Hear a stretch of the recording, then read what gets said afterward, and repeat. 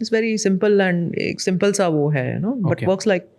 works very good. All right. Then is there a way कि मैं जब drained feel करता हूँ, जब बहुत लो फील करता हूँ, उसे कंट्रोल कर लूँ, उसको बेटर कर दूँ? So drain is a very common thing, right? We all have busy lives and fatigue वगैरह काफ़ी हो जाता है. There's something called power Brahmari. At least in our lab we have shown Brahmari is like humming bee.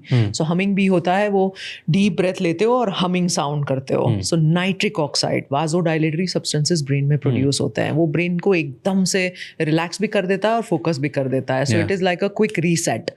So when you are tired, just do 2 or 3.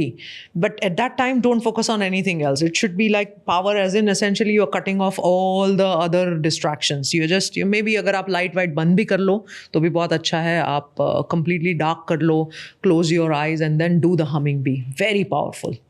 Humming bee. It's called humming bee, and humming bee has been shown to be also in lot of diseases. It helps very well. So जब आप brain को pre-scan और post-scan humming bee technique से करते हो, you take a deep breath and you are just saying as long as you can, you know, that is humming bee. So जब आप brain scan pre and post करते हो तो आपका जो beta है, because when you're tired you're losing that focus power, right? Your beta is gone, your alpha is gone, you're just feeling completely low.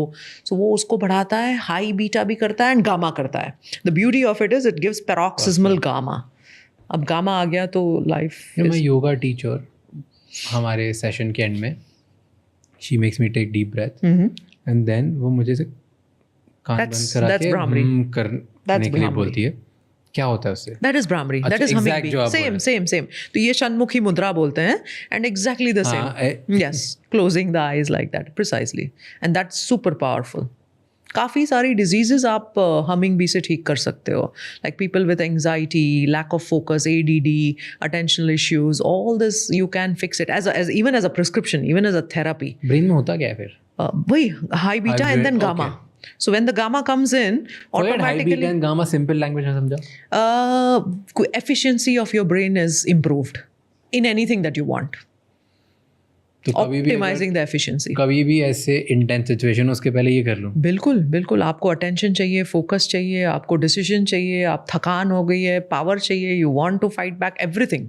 It's like a so powerful, one magic pill. Actually देखो जब मैंने पहली दफ़ा मेरे brain को live study किया ना, मैं खुद हैरान थी. मैंने कहा यार ये बहुत interesting and very quick. It's not कि मिली सेकेंड्स में आपका चेंज हो रहा है. And then I went back to the literature. There is enough literature on humming bee technique as a technique and then the outcomes in the diseases.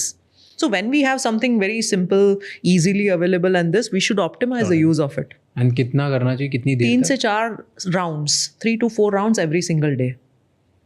और अगर ऐसे fatigue वगैरह में तो कम से कम 3. And see, मैं तो हमेशा बोलती हूँ यार, life is all about experiments and experience. Do it for yourself. Check it out what's happening. If it's not serving you, it's not for you. But largely, because science ने बार बार evidence से देखा है, 90% will be effective.